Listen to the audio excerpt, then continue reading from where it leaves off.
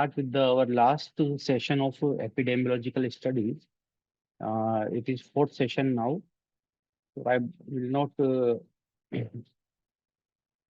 in formalities. Today we will start directly. Okay. So learning objectives of today's topic will be to understand the various experimental study designs, to simplify the randomized control trial, and to discuss related high questions or previous questions. So previously, this was the framework I am since beginning. I have shown you that epidemiological studies are of two types, observational and experimental. In observational, we have descriptive, analytical, and experimental itself.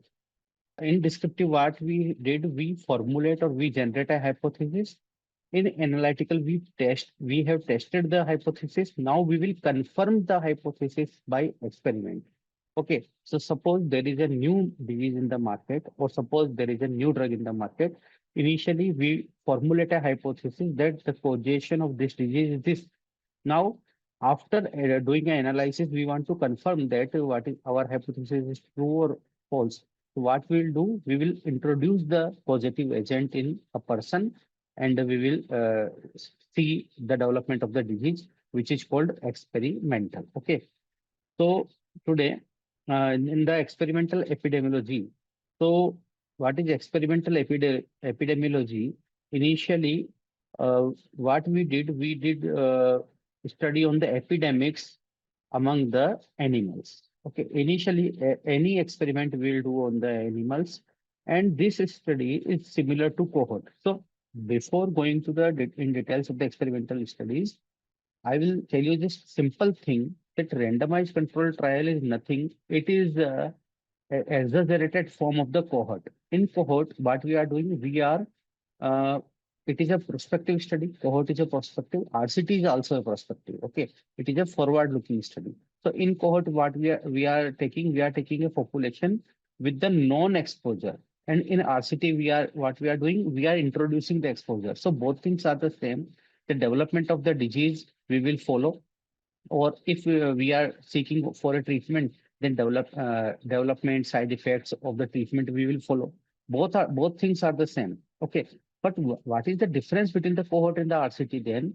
In cohort study is not in the control of the investigator. Okay, suppose we have taken a cohort of a group of the Bhopal guest tragedy people. So the exposure was not in the control of the investigator. Now, if we want to study exposure of something on 50 people, now we suppose we are giving vaccine, COVID vaccine to the 50 people, it was in the control of the investigator. Okay. And whatever we are doing on the subject, suppose we are giving any new medication in the RCT, it is in our control. But in cohort, we are not doing any experiment. This is the main difference. Otherwise, all things are the same. And we are confirming the hypothesis in the experimental study, and RCT, randomized control trial. So both things are synonymous, we can say, but not in real. Experimental studies are maybe randomized type, maybe of non-randomized, but usually when we say experimental study, the things came in mind is RCT. Okay, randomized control trial. So and randomized control trial is so much famous that the experiment everyone think that experimental means RCT, but it is not true. But in general, experimental is RCT, but experimental have different types also. So we will go in detail in that about that also. So our aim of experimental study is to provide or is to prove the etiology, provide scientific evidence, a scientific proof of the etiological factor. And how we can do it? We can do it by introducing the causative agent in a human host, and we look for the development of the disease. So by that we can provide that, yes, we have introduced the etiological agent. Now we have got the disease. And to provide a method of measuring the effectiveness and efficiency of the healthcare services. So healthcare services means treatment. So what is the effectivity of the treatment? What is the efficiency of the treatment? It can be measuring by the RCT. Okay. Now, what is the advantage and what are the disadvantage? So RCT is the all-time superior because it is the third last type of the study. So it is all-time superior, but the disadvantage is Number one is the time value money. Okay, so it is a time-consuming study. It is money-consuming study, and it will consume the value of the life also. Okay, because if we are doing experiment on the human, so it is the value of the human life also. And ethical concern is very important here because if we are doing some experiment on human, so we have to take the permission from a board, ethical board or ethical committee. So the question arises that if you have selected two groups, one is for the good treatment, best treatment, and one for the not so much good treatment. So why you are giving doing such things? If you are doing such thing, you are giving uh, uh, good treatment to 50 and not a good treatment to another 50. So it is a question of ethical issue. So we will later deal with this in this RCT that how we can deal with this issue. Okay. And feasibility is also issue that how we can do it because we cannot capture all these, we cannot imprison that 50 patients. We have these patients are among, they are living with their families, but problem is that they are not, if they are not no much in, they are not so much in control of us. Suppose we have given particular tablet to 50 patients that you have to take it daily, but if they are not taking it daily, so our study will hamper, study result will hamper. Okay. Now, laboratory study, experimental study of three type. Number one, lab study, animal experiments, and the human experiment. So, lab experiment are number one in the series. We will develop a drug by the lab experiment. Then we will do animal experiments. Now we come to the human experiment. So, this thing will be used in the stages of the clinical trials, which is the last slide of this lecture. Now, another type of the experimental study that clinical trial. Clinical trial, you all know what is clinical trial. In clinical trial, we are giving some intervention, some medication, or testing a new treatment on the patients. So, which is we say randomized control trial. It is a clinical trial. Next is the field trial. So, field trial is used to done on the healthy people, like vaccination, testing of prophylactic agent like vaccine. Okay, so in suppose which COVID vaccine was a field trial. Okay, then community trial or community intervention studies are to be done in the community. Third type, experimental studies. So experimental studies are divided into different types according to the host. They can be laboratory, animal, and the human. According to the randomization, it can be randomized or non-randomized. Or according to the where is supposed to be done. It can be clinical trial, field trial, or the community trial. Okay. Now, randomized and non-randomized clinical trial. So, randomization is the heart of the RCT. Okay. It is very non-question that randomization is the heart of the RCT.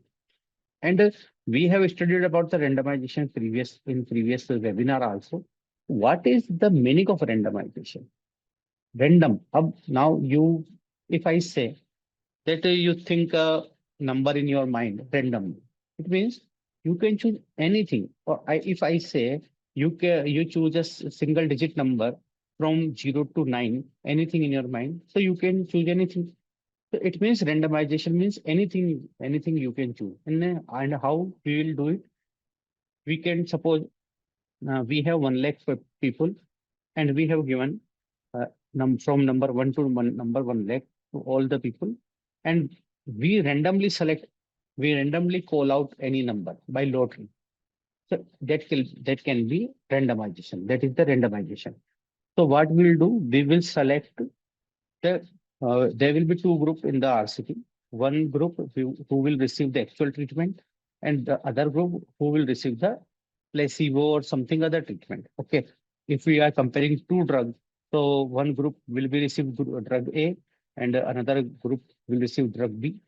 Or if we are testing on a new drug, then one group will receive the drug, another group will receive the placebo. So there will be two groups. So we will select the population, and after the selecting the population, we allocate the population to the control group and the test group. Okay. Now we will discuss it more in the RCT. The another is the non-randomized experimental trial when we are not doing any randomization because sometimes there is no control group available. So that time we directly do the non-randomized control trial or we are not doing any random allocation. Both things can happen there. Okay, so basically, mainly we are coming towards the randomized control trial. What is RCT? So unit of RCT is the patient. Okay, in case control study, individual was the unit or study subject was the individual. Similarly, in RCT, individual or patient is the study subject. Okay, and there are two type of the RCT. Number one is the concurrent, and number two is the crossover parallel design. So what is the difference between the concurrent and the crossover? So suppose we have taken 100 people to check the efficacy of a new drug, that is drug A. Okay, we have taken another 100 people. The other 100 is taking placebo. Okay, so we are both are the patients of diabetes. Okay, 100 diabetic patient and 100 diabetic patient. Here in this 100, we are giving new drug, and here we are giving placebo.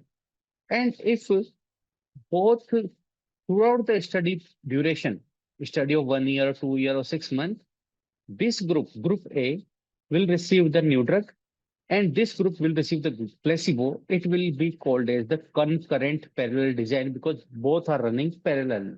Okay, this is. And we will compare the results between this group and this group. One will be the group X for the experiment and another group for the reference. Okay. Now, in second group, in the crossover means crossover. They are crossing over. Like what we do, we will take the 100 people here, 100 people here, and for half of the study duration, suppose studies of 1 year, for 6 months, we will give drug A here and placebo here. After 6 months, we started to give drug 2 here and placebo 2 here. So what will happen if drug is effective? If drug is effective, so it will produce the result. Either initially 6 months drug will produce result here, and in another 6 months drug will produce result here. Okay, so we know about this, that we have crossover. We did the crossover. Now, what is the benefit of this? So this will remove the ethical problem. Ethical problem means, initially I told you about the ethical problem, that you are giving better drug to the 100 people and a placebo to 100 people. So you are not doing good for them. This is the ethical issue. So now what we have did, we have given half for half days good medication to group A, and for another half days good medication to group B. So ethics, now ethical problem is solved here. Okay, understood. So this is the difference between the concurrent and the crossover design. Now, it is RCT is also called intention to treat trial. Our intention is to the treat. We want to treat the. We want to treatment. We want to do treatment of the public. We want to give treatment to our study population. So, and we are giving treatment only and only in the RCT. So it is called intention to treat trial. It is important for the NEET PG examination. And one more thing, what we are doing, if we are taking 100 people as a sample, and after 6 months or after 3 months or after 4 months, out of 10 people are left the study, are leaving the study. Okay, if they are leaving the study, it doesn't mean the result till the 3 months or till the 6 months, what we got the result of that 10 people, we will not include them in the study. We will do. Okay. Suppose for 3 months, we have 100 people with us. So we will count the effect of 100 people. After 3 months, we have 90, then we will calculate according to the 90. After 6 months, if we have only 80 patients, we will calculate about the 80. So we are not excluding the dropouts. Okay.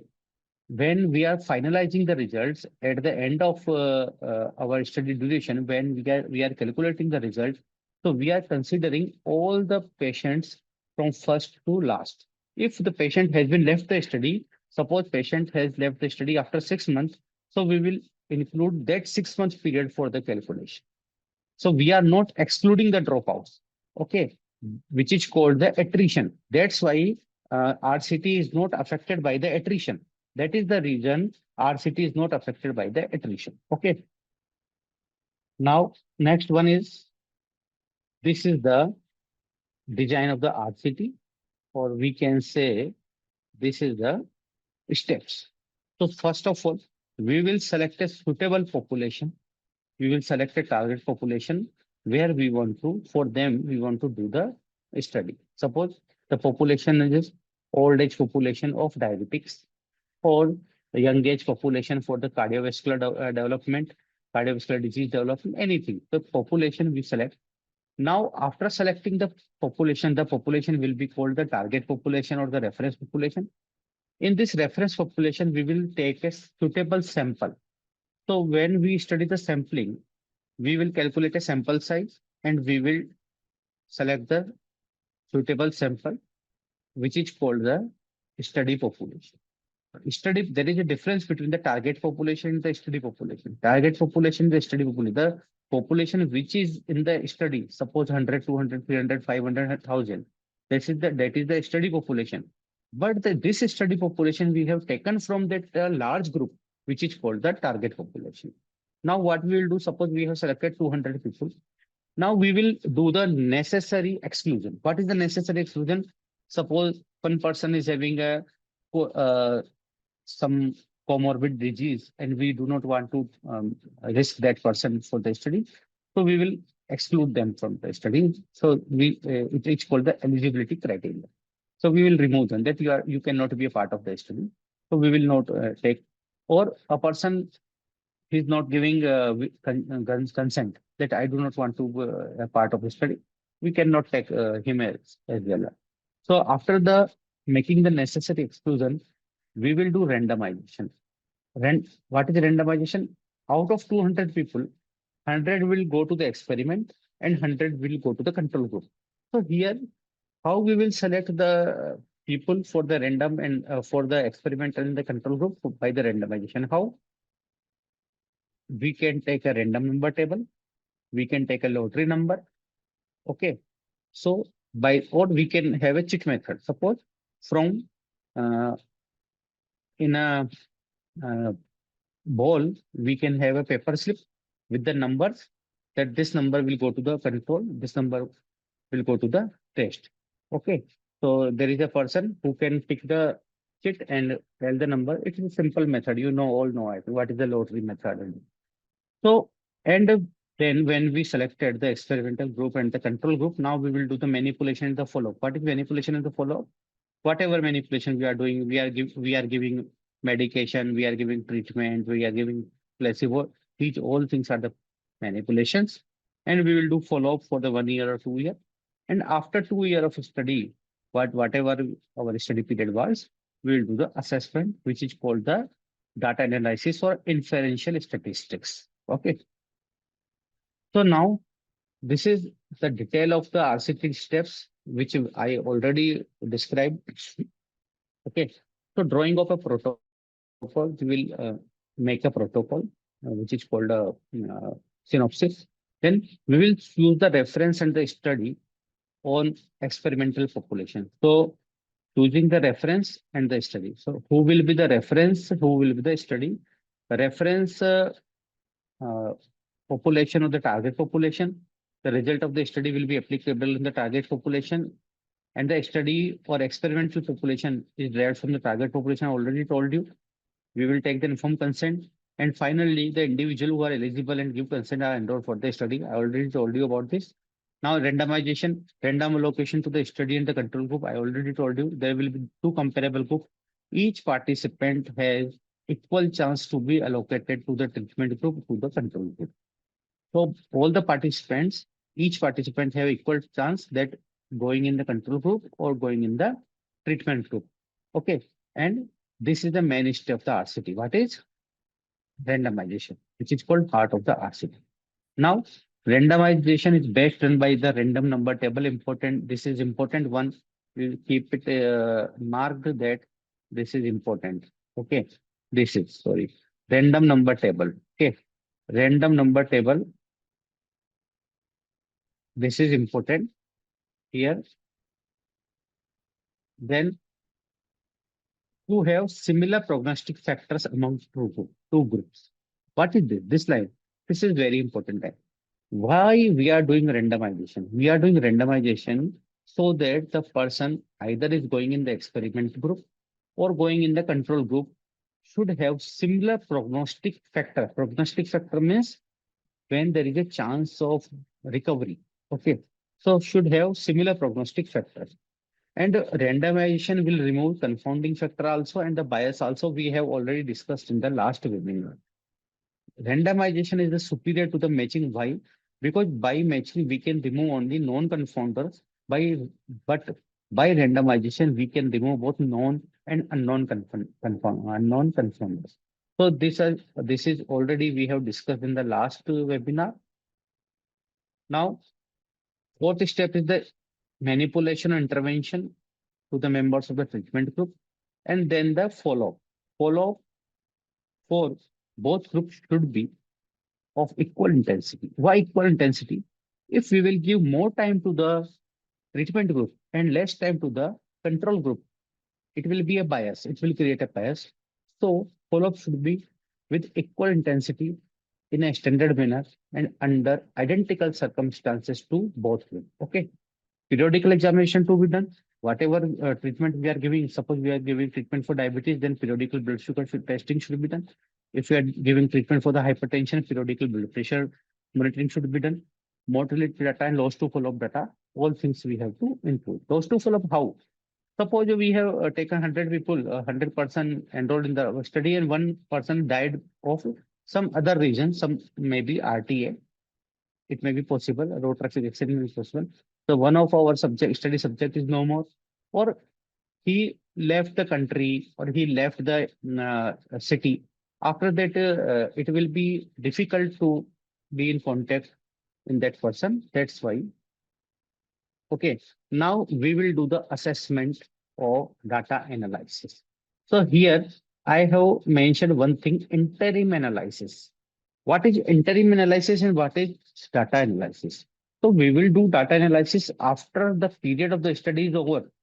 Meanwhile, we have to do interim analysis. Suppose we have started giving a drug to diabetics, and after taking drugs, the few experimental group people are saying that we are having blurring in the vision. Okay, blurring in the vision. And if we do not intervene, if we will not do the interim analysis, what will happen? What will happen? It may be possible that after 2 years of the treatment, the person become blind. May be possible. So to look for the side effects. Side effects are early side effects or late side effect or delayed side effect. If the side effect is early, so we have to intervene between the study. That's why interim analysis is necessary. So at the end of the study, we will do the final analysis. But meanwhile, when we are following up our study population, we have to look for the results also, which is called interim analysis. Okay.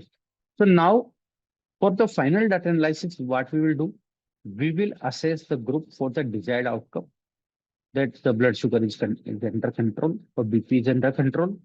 If is there any significant change, we have to look for. Suppose this drug is very good, that it is giving significantly control in the blood pressure or significantly control in the blood sugar. That is what we want. Okay.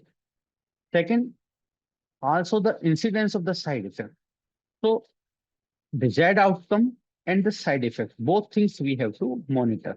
And we will do some data analysis, some calculations here. How? If our data is qualitative, we will use chi-square. However, in RCT, chi-square is used very less. And so if data is quantitative, mostly data is quantitative in the RCT. So we use t-test. Okay. And when we compare two different population by t-test, it is called single t-test. And when we compare more than three groups, we use ANOVA. But in RCT, we are taking two groups. It will be comparable by the t-test. If more than two tests, we will use ANOVA. Okay. And if one group is divided in two different time zones, suppose 50 patients before giving the medication, same 50 patients after giving the medication are compared, it is called paired t-test. Okay. So we can calculate the relative risk of the side effect, relative risk of the disease also. Now, talking about the blinding, we have already discussed in the last webinar, but one time more, I am telling you about the blinding. So by blinding, what is the blinding?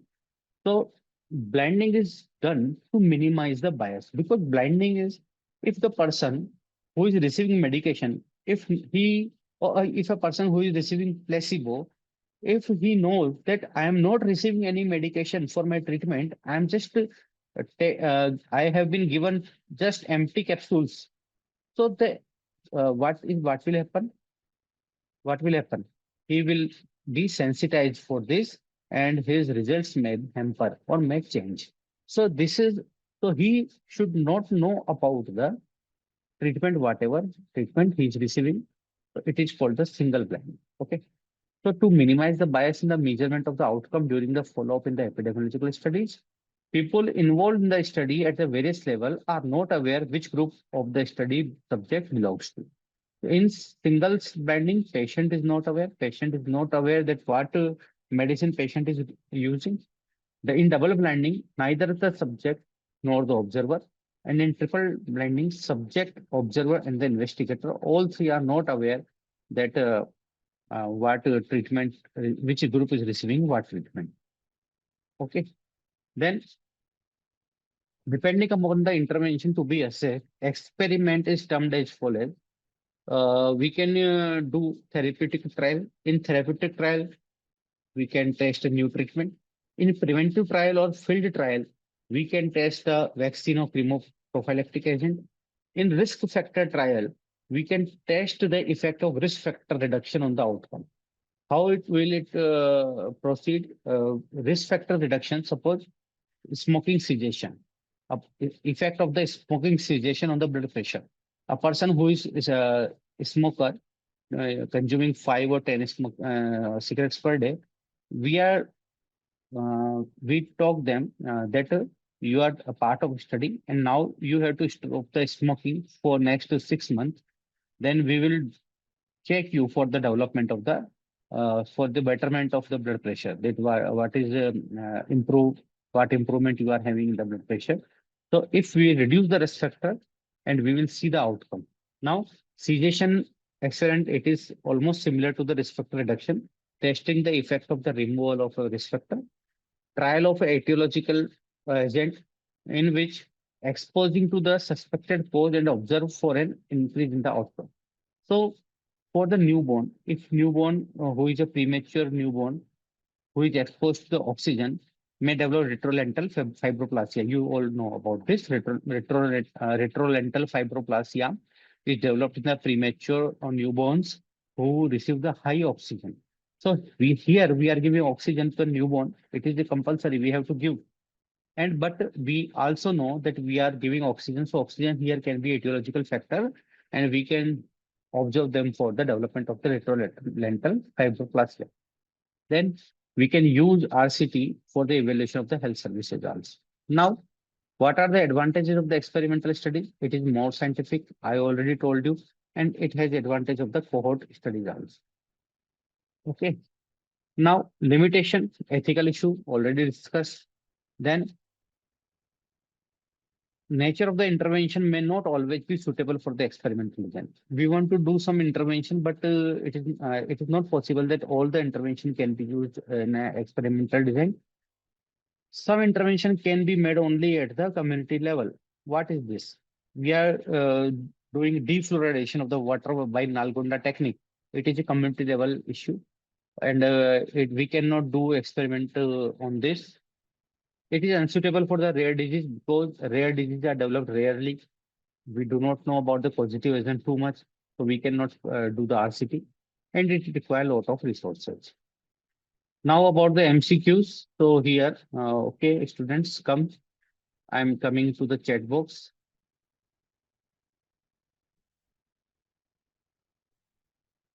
Okay. Can you, okay, okay, I just saw the chat book. There are some unanswered questions here. What is epidemic curve and how to draw? Okay, it is a different topic, but it is very simple. Epidemic curve. We will do the questions and question answer session little bit on the hold. What is epidemic curve and how to draw? So epidemic curve, just simple. Initially, when there is an epidemic, there is zero patient of a particular disease. After 7 days, suppose there are 10. After another 7 days, there are 20. There may be 30, there may be 40. So it is easily you can draw a curve by putting that in a graph. Okay. It is very simple. Epidemic curve is a very, very simple thing. Can you repeat manipulation step? Manipulation is just, I'm saying you that we have allocated 50 patients to the control group and 50 patients to the experiment group. Now, what we will do? So we will give the treatment to the experimental group and we will give placebo to the control group. This is called the manipulation. Now, if we are doing crossover, which is also be called in the manipulation, if 10 patients are leaving the study, it is a part of manipulation, everything after allocating the study population into the control group and the experimental group, till the study over for 2 years or 1 year, whatever the study period, the everything is will be come in the manipulation. Okay. So now in a double blinding clinical trial drugs, in a double blinding clinical drug trial, so each patient receives a placebo. Is it true? No, it cannot be true because half of the patient will receive placebo, half of them will receive the actual medicine. Each patient receives both treatment. It is also not possible. Each patient will not receive both treatment. Okay. The third one is the patient do not know which treatment they are receiving good. It is also true for the single blinding.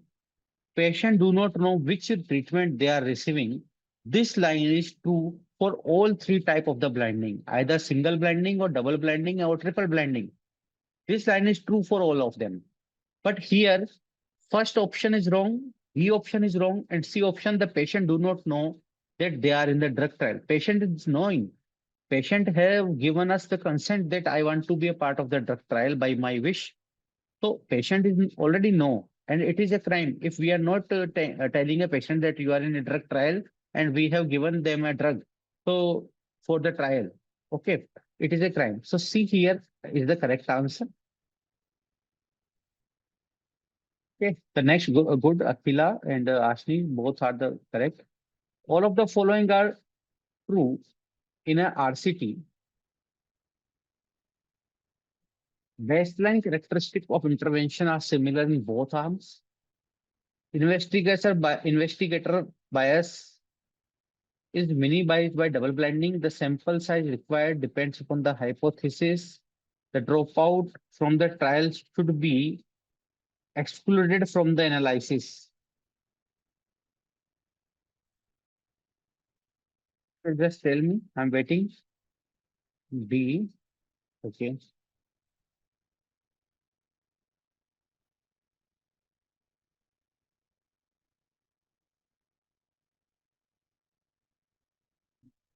Okay. So we will go one by one. D is the correct answer, Akhila and Ashmi.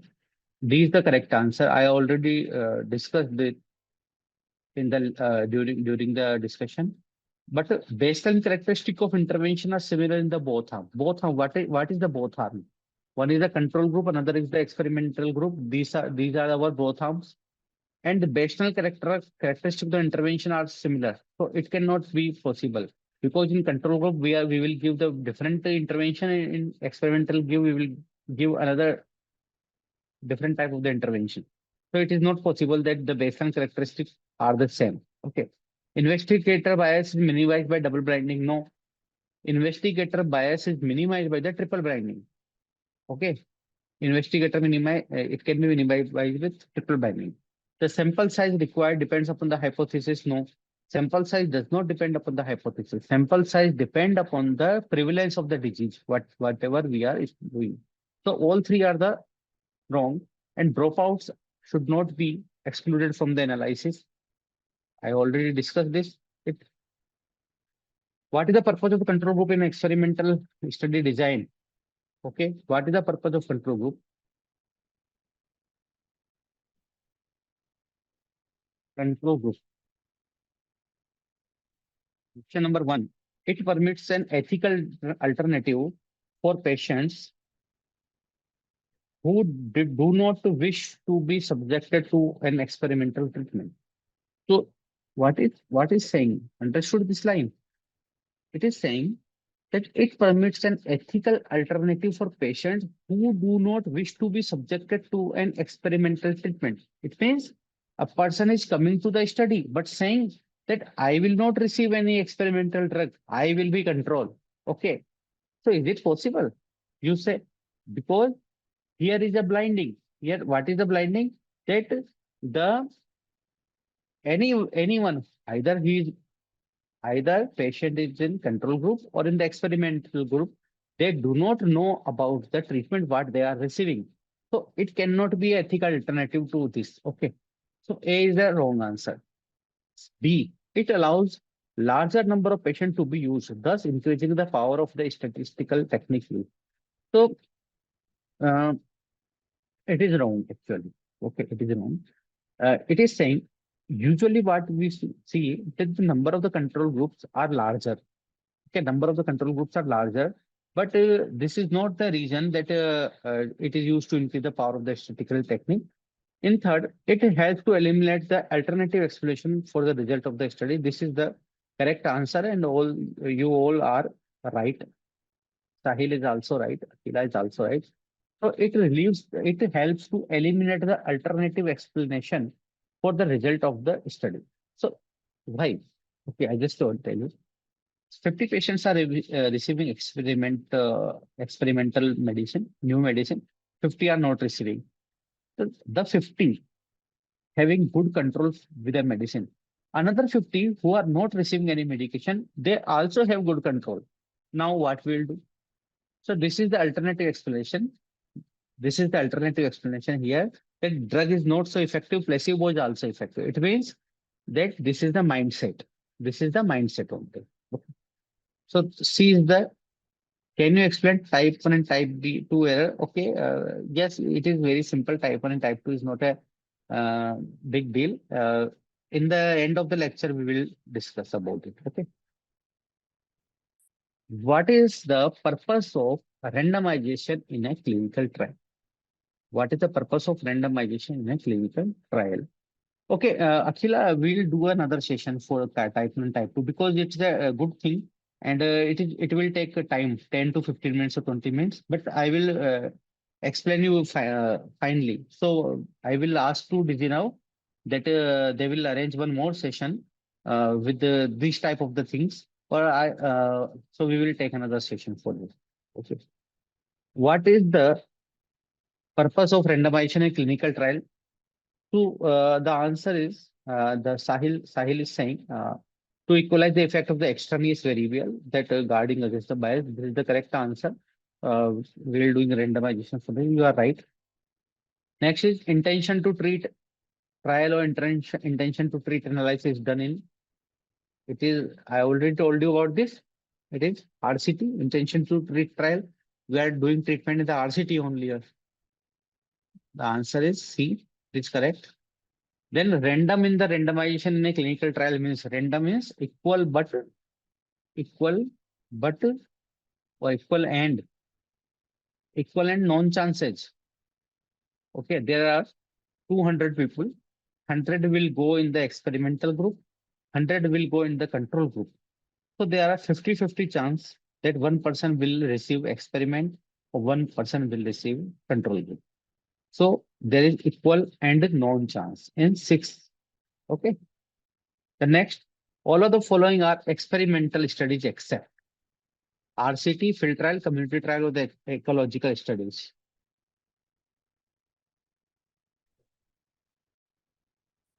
7D, it is correct. It is very simple.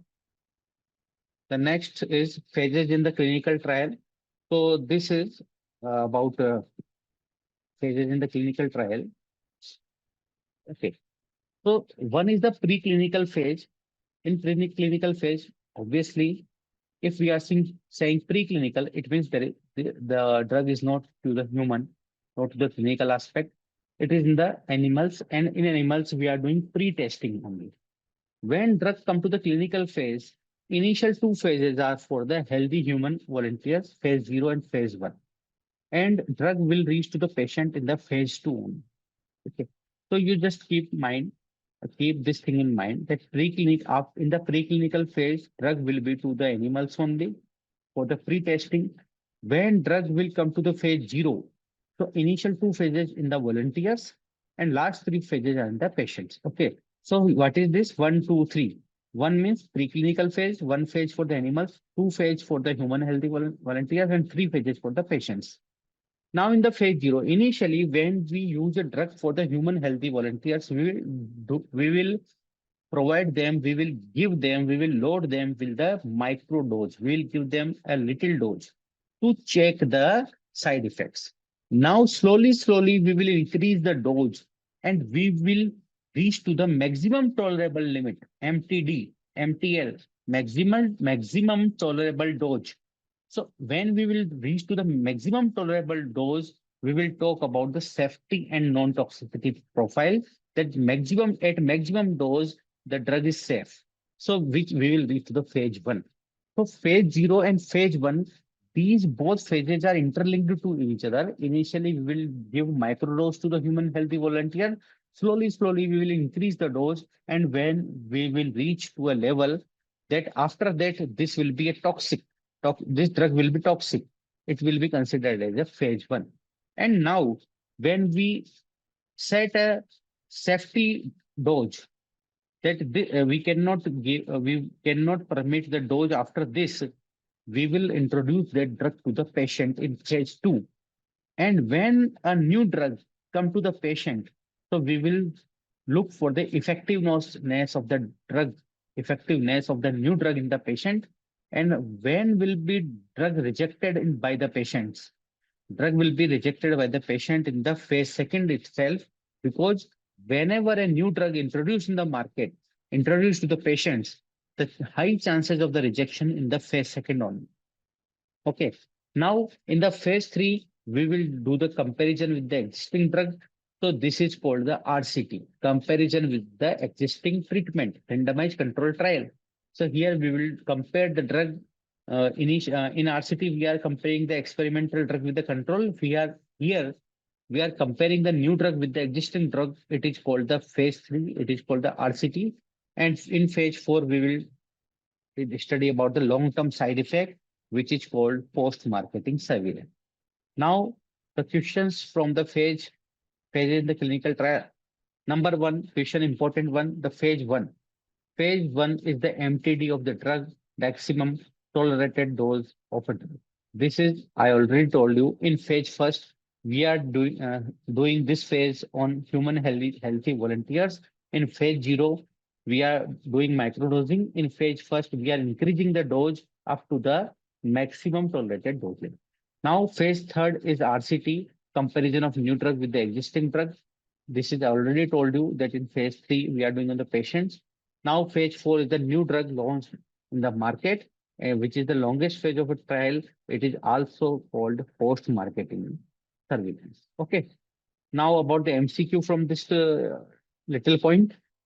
Efficacy of a new drug is compared with an existing drug B. Okay, I'm coming to the chat box. Efficacy of a new drug, of suppose this question is have little bit tricky. How?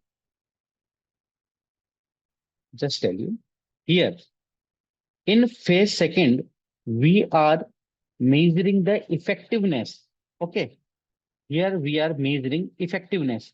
Effectiveness of a drug is to be measured in the phase 2, but efficacy of new drug is compared with the B in phase 3. Okay. So just keep it in mind. Okay. Now, maximum tolerated dose of a new drug is evaluated in microdosing is to be done in the phase 0, and we will increase the dose of the drug and it will come in the phase 1. Good, very good. Answer is correct. Maximum rate of drug failure is seen in which phase of the clinical trial? So there are 5 phases, phase 0, 1, 2, 3, 4. In 0 and 1, we are doing it on the human healthy volunteers. It is in our hand. It is in the hand of the pharmaceutical industry. After human healthy volunteer, drug will go to the patient in phase 2, 3, and 4. As soon as drug reach to the patient, the chances of the failure will be high at that point. Because initially, if accommodation, if a person will accommodate to you, it will be accommodated in the early phase. Early phase to the patient is phase 2. Okay, the first phase to the patient is phase 2. So answer will be here 2. Okay. Maximum rate of drug failure is seen in the second phase of the clinical trial. Now, post-marketing surveillance is this is the last phase. Post-marketing surveillance is the last phase, clinical trial phase number 4. Okay. After which phase a new drug is launched in the market? This is important one. After which phase a new drug is launched in the market? Because phase 4 is called post-marketing surveillance. It means in phase 4, drug is already in the market. In phase 4, drug is already in the market. It means drug is launched in the market after the phase 3. So our answer will be here, phase 3. Okay. Now, about something little bit about the non-randomized trial. Non-randomized trial, number 1, or we can say the non-experimental trial. Number 1 is the uncontrolled trial. So here there is no control group is used. The second is the natural experiments. When one group automatically get exposed to a risk factor and other does not. So suppose a cigarette smoker and non-smoker, the person is automatically a smoker, and the person who is automatically non-smoker, we can use them for our study. Or atomic bomb explosion or Bhopal gas tragedy victims, they are in the exposed group. Okay. Now, before and after comparison study. So if some incidents happen in a community and we have data before the incidents, so we can compare it with the data of the after the introduction of the intervention or after the incidents. Okay. Here we will do the we will use the paired t-test for the comparison. Then in a before and after comparison, we do not have any true control group. Our patients or our study subjects is used as a control in the experiment at same time. Initially, they were a control. After the intervention, they become our experiment population. So this was about non-randomized trials. So this was all about experimental study designs. I hope you understood this session. And about Akila was asking for the type 1 and type 2 errors. So type 1 and type 2 it depend upon the null hypothesis. Suppose when we draw a conclusion for when we set up a hypothesis initially, so we have to make two type of the hypothesis. One is the null hypothesis and one is the alternative hypothesis. So null hypothesis is saying, suppose we are taking a new drug for the treatment of the diabetes. So how we will write this? We will write this like this, that drug A has no effect on the blood sugar. So this will be our null hypothesis. And if we prove it wrong, that our hypothesis is true. Okay. For understanding the type 1 and type 2, we have to go to a little bit deeper about the null hypothesis, about the alternative hypothesis, what is the power of the study. So there are so many things